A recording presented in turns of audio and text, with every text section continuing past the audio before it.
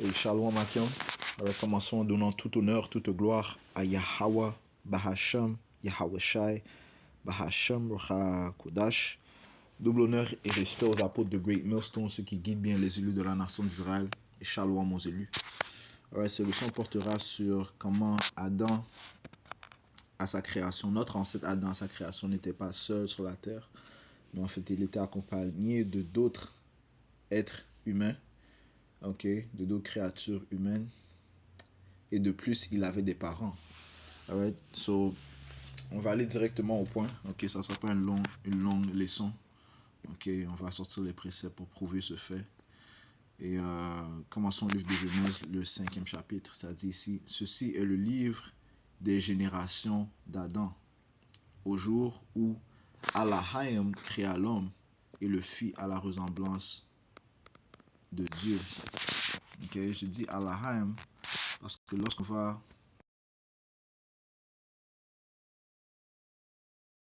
sur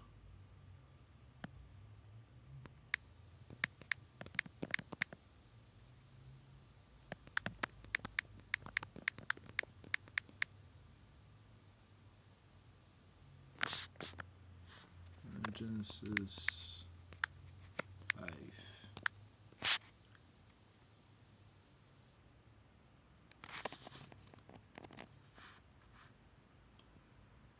Ok.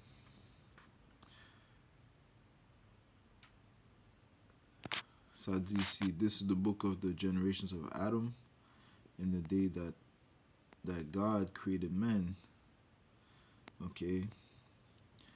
Le mot God, c'est ici. Ok. Ça dit Allahayama. Allahayam. Ok. Allahayam.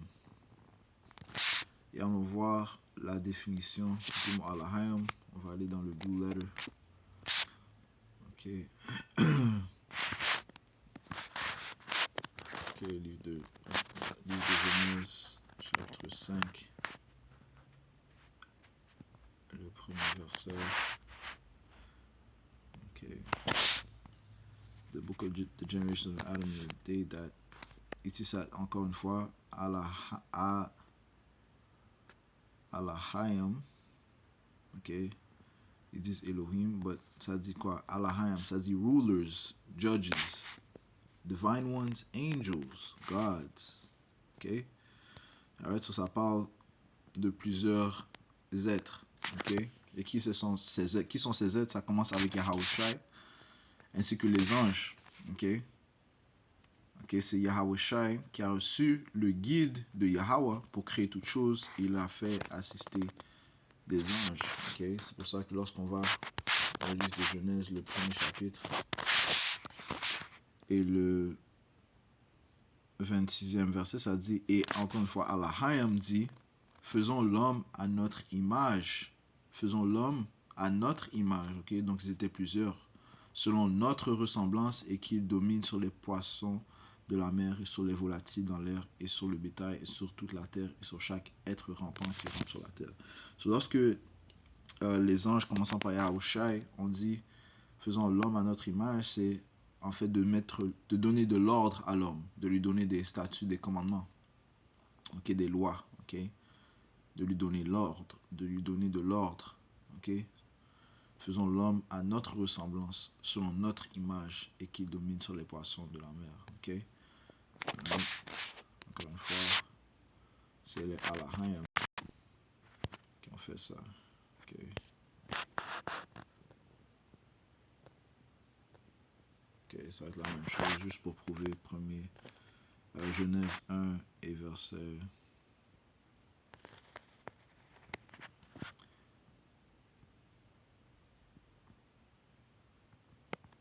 26. Ça dit Allahayam encore. And God said, let us make man in our image. On voit encore le mot Allahayam. Okay, donc ce sont les juges, les rulers, okay, ceux qui règnent, okay, les magistrats, les anges. Okay. Alright. Yahweh Shai, les anges. Alright.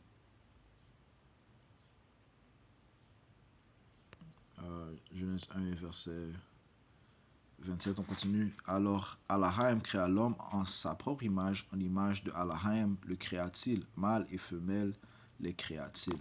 Okay? Et ceci se produit le cinquième jour. Okay? Les créatures furent créées le cinquième jour. Je vais lire le livre de 4 Esdras 6 et vers le verset 51, si je ne me trompe pas. Ok, juste pour prouver ça. 2 Esdras, si je lis en anglais, ok, 6 Esdras, 2 Esdras 6 et verset 50 et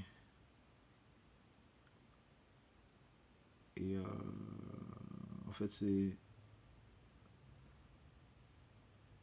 au 47e verset, désolé, ok, ça dit upon the fifth day, ok, le cinquième jour, thou sayest unto the seventh part where the waters were gathered that it should bring forth living creatures, ok, le cinquième jour, ok, les créatures sont sorties de l'eau, ok, right? L'homme bien sûr possède des éléments de l'eau et de la terre, ok, l'homme sorti de l'eau, ok, je continue.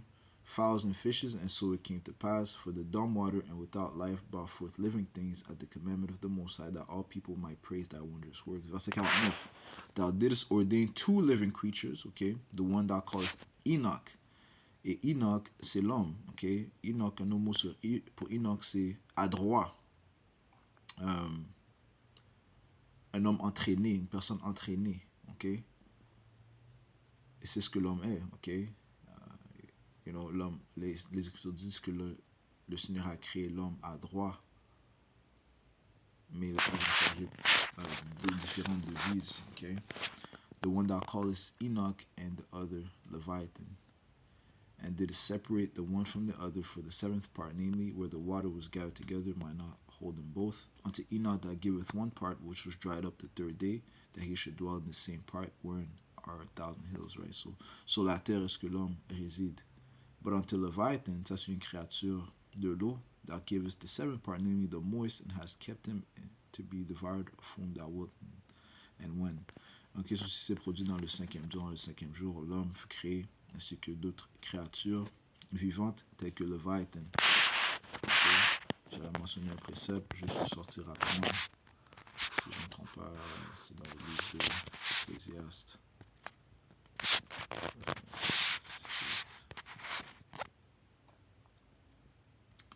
7 et 29. Seulement voici ce que j'ai trouvé, c'est que Yahweh, Bashmi Aoshai, a fait l'homme droit, mais ils ont cherché beaucoup d'inventions. L'homme droit. Ok, so Enoch. Okay. L'homme est aussi appelé Enoch. Homme droit, adroit ou trained, entraîné. Ok, trained up. Right? Ok, je retourne à Genèse 1 et verset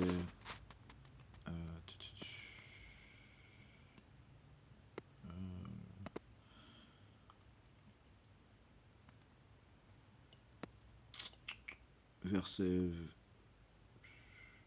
27, on va relire. Et Allahim créa l'homme en sa propre image, en l'image de Allahim le créa-t-il, mâle et femelle le créa-t-il. So, allons au cinquième chapitre, qui retournons au cinquième chapitre, ça dit Genèse 5 et verset 1, ça dit ceci est le livre des générations d'Adam, au jour où Allahim créa l'homme, il le fit à la ressemblance de Allahim. Okay? Ceci s'est produit le sixième jour. Okay? Le sixième jour, est-ce qu'il a donné l'ordre à l'homme? Le cinquième jour, l'homme fut créé. Le sixième jour, il fut à l'image d'Alahim. Okay? Verset 2. Mâle et femelle les créa-t-il et il les bénit. Okay? Mâle et femelle les créa-t-il et il les bénit et appela leur nom Adam au jour où ils furent créés.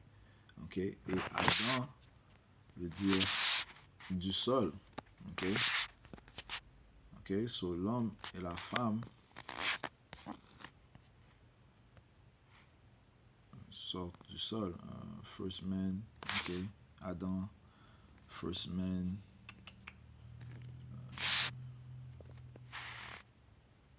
Mankind, human, man.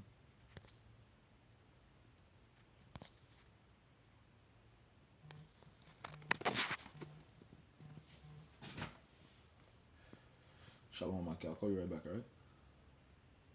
Shalom. Right.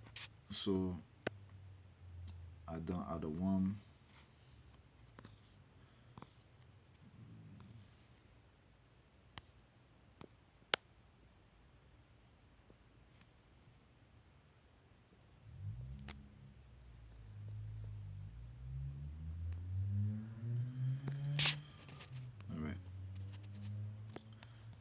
Je relis verset 2. Mâle et femelle est créaté et il est béni et il appela leur nom Adam. So, ce groupe furent appelés Adam. Donc, ils étaient plusieurs. Okay? Ils étaient appelés comme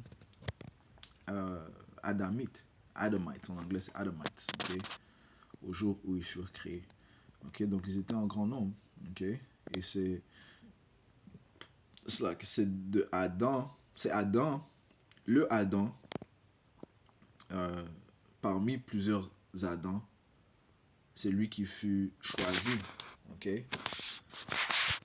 Pour prouver cela, on va aller dans le livre d'Ézéchiel, le 31e chapitre. Ok, le Seigneur a choisi un Adam parmi plusieurs Adams. Ézéchiel 31 et verset 4. Ok, il faut comprendre aussi que les Écritures sont écrites paraboliquement. Ok, il y a beaucoup de paroles sombres. Ok, en anglais c'est slang, ok, ou hip talk. En français on peut dire des termes d'argot, ok, des paroles branchées. Alright, c'est une parole, encore une fois, du slang, ok, que certains peuvent comprendre et d'autres, ils doivent, se familier, ok. Les Écritures sont écrites comme ça, ok. Ézéchiel 31 verset 4, ça dit les eaux l'ont fait croître. Voici. Et l'abîme, je vais commencer au 3e verset. Voici l'Assyrien était un cèdre au Liban, ayant de belles branches et faisant de l'ombrage haut de taille. Et sa cime était parmi des rameaux touffus. Les eaux l'ont fait croître, l'abîme l'a fait monter fort haut, avec ses rivières coulant autour de ses plantes.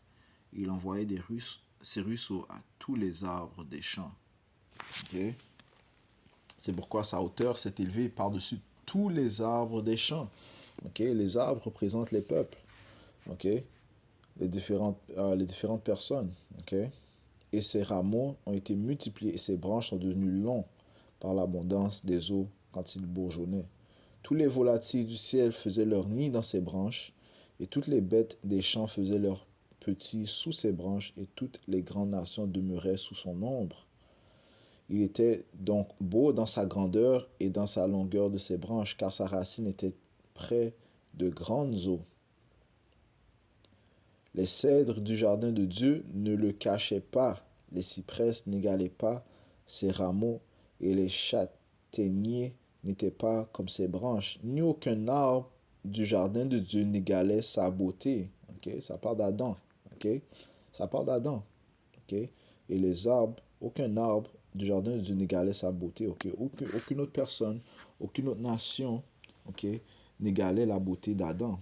Okay? Parce que c'est lui que Yahweh Bashim Yahusha a choisi. Okay? Yahweh a choisi. Verset 9. Je l'avais rendu beau. Yahweh a choisi Adam. Okay? Verset 9. Je l'avais rendu beau par la multitude de ses branches, si bien que tous les arbres d'Éden qui étaient dans le jardin de Dieu l'enviaient. Okay? Sur les autres arbres l'enviaient. Et quel arbre l'enviait le plus? Eh bien, le serpent. Okay? Qui le serpent, en fait, était un homme. Okay? Était un homme avec des caractéristiques serpentiles. Okay? Encore une fois, ceci sont des paroles, des termes d'argot. Okay? Du slang, du hip talk. Okay? Des paroles sombres. Okay? Right? So, oui, le serpent était un homme. Et il avait une lignée aussi. Okay? Tout comme Adam aussi avait une lignée. Okay? Adam fait partie de la lignée des fils de Dieu, puisque Adam était le fils de Dieu. Ça dit euh, dans Matthieu.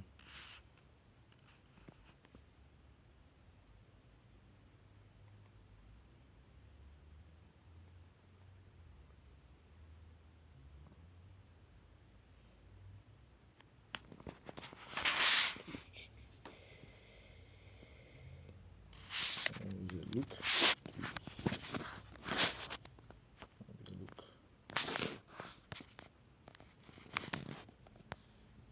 Yeah. Luc 3 et 38. Ouais, ça parle de la généalogie de Yahushai. Ok. Alright.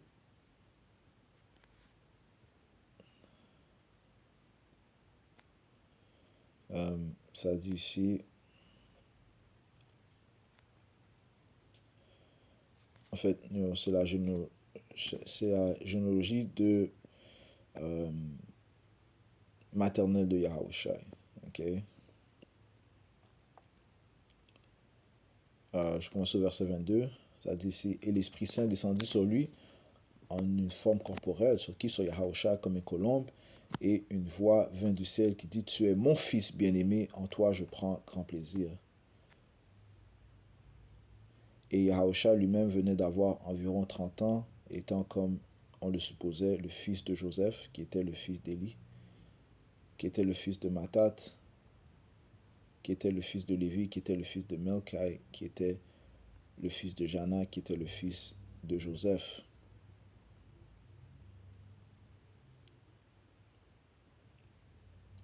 Qui était le fils de Mattathaïs, qui était le fils d'Amos, qui était le fils d'Anahum, qui était le fils d'Élie, qui était le fils de Nag. Ok, ça continue.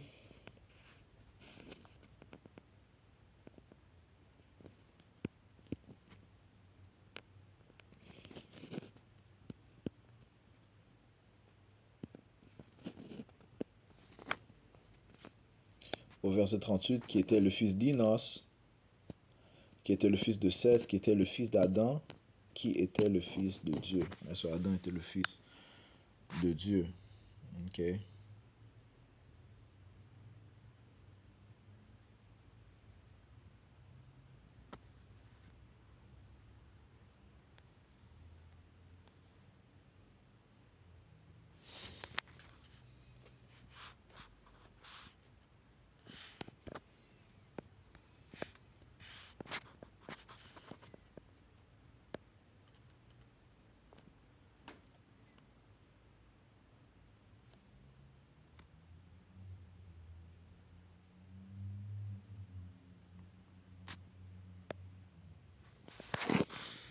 Alright. Bien, parce que Matthieu, le premier chapitre, c'est la descendance paternelle, pas la descendance, la généalogie paternelle de Yahushai. Ok. Mais Luc, c'est la généalogie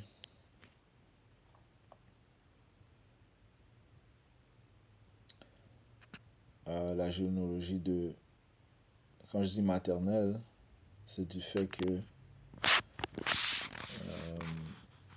ça parle de la généalogie, bien sûr paternelle, de Marie. Ok. Donc, euh,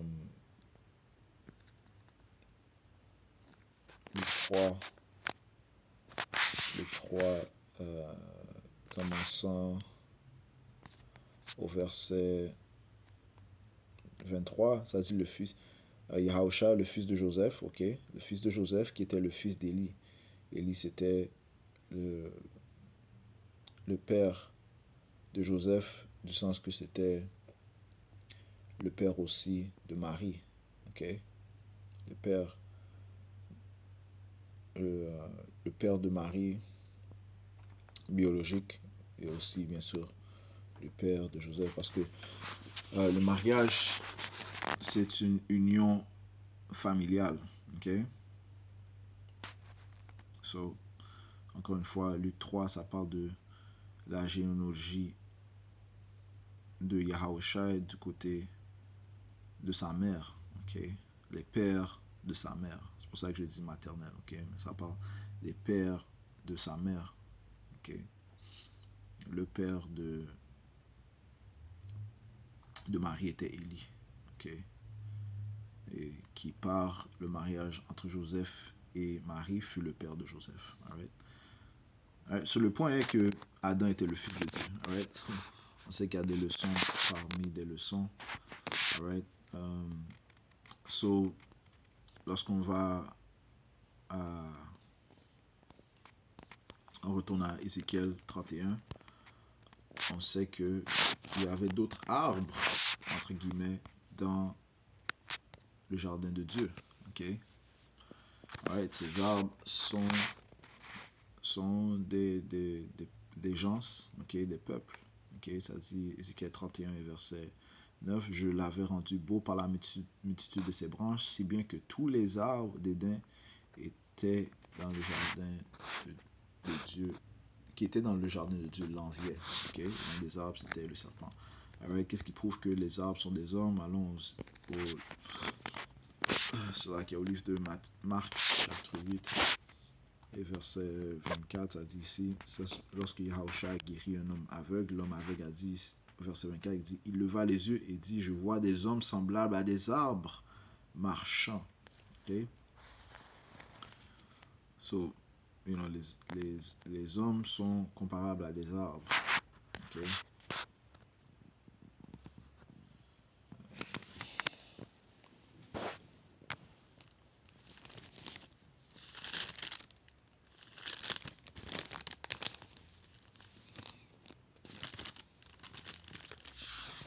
Right? So Adam n'était pas seul, you know, dans le jardin. Okay? Il y avait d'autres personnes, okay? D'autres nations. Okay? Maintenant, allons au livre de Genèse, le deuxième chapitre. Et le 23e verset, ça dit, et Adam dit, c'est à présent os de mes os et chair de ma chair, elle sera appelée femme parce qu'elle est prise de l'homme. Ok? So, qu'est-ce que ça veut dire os de mes os, os de mes os? Ok? Et chair de ma chair, ça parle de. Ils sont de la même lignée. Ok?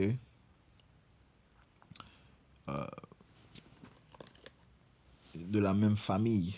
Ok? Et ils sont en accord l'un et l'autre. Ok? Et on va prouver ça dans le livre de 2 Samuel 5 et 1. Ça dit, alors toutes les tribus d'Israël vinrent vers David à Hébron et parlèrent, disant, voici, nous sommes tes os et ta chair. Aussi autrefois, quand Saul était roi sur nous, tu étais celui qui conduisait et qui ramenait Israël. Et le Seigneur t'a dit, tu mèneras mon peuple Israël, tu seras capitaine sur Israël. Tous les anciens d'Israël vinrent donc vers le roi à Hébron, et le roi David fit une ligue avec eux à Hébron devant le Seigneur, et ils joignirent David pour roi sur Israël. Right? So, le point au verset 1, ça dit, voici, nous sommes tes os et ta chair, donc nous sommes en accord avec toi et nous sommes de ta famille. Ok? Alright. Un autre précepte qui prouve que os de mes os, chair de ma chair, parle de vous êtes de la même famille. Ok? C'est au livre de Genèse, le 29e chapitre. Et le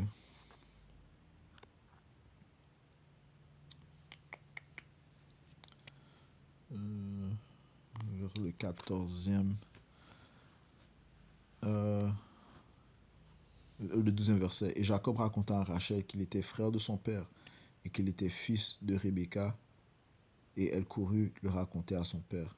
Et il arriva lorsque Laban entendit les nouvelles de Jacob, le fils de sa sœur, il courut à sa rencontre et le prit dans ses bras et l'embrassa et l'emmena dans sa maison. Il raconta à Laban toutes ces choses. Et Laban lui dit, sûrement tu es mon os et ma chair, et demeura avec lui l'espace d'un mois. Okay? Donc nous sommes de la même famille. Okay? Et nous sommes en accord. Okay? All right?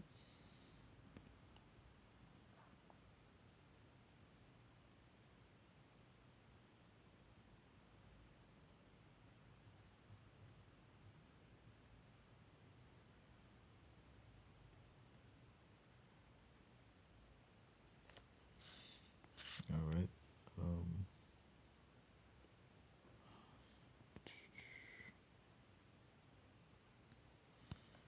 Retournons à Genèse 2. Ok. Genèse 2, verset 23. Et Adam dit, c'est à présent os de mes os et chair de ma chair. Elle sera appelée femme parce elle a été prise de l'homme. Un autre précepte. Et ça dit verset 24, c'est pourquoi l'homme laissera son père et sa mère et s'attachera à sa femme et ils seront une seule chair. Ok. So, ça dit ici, ça prouve ici que Adam avait des parents. Ok. Pour se joindre à une femme, ça dit ici, c'est pourquoi l'homme laissera son père et sa mère et s'attachera à sa femme et ils seront une seule chair. Ok. Ok. Donc Adam s'est séparé de ses parents. Ok. Il s'est joint à sa femme. Ok. Ève. Ok. Un autre point qui prouve qu'ils n'étaient pas seuls sur la terre, c'est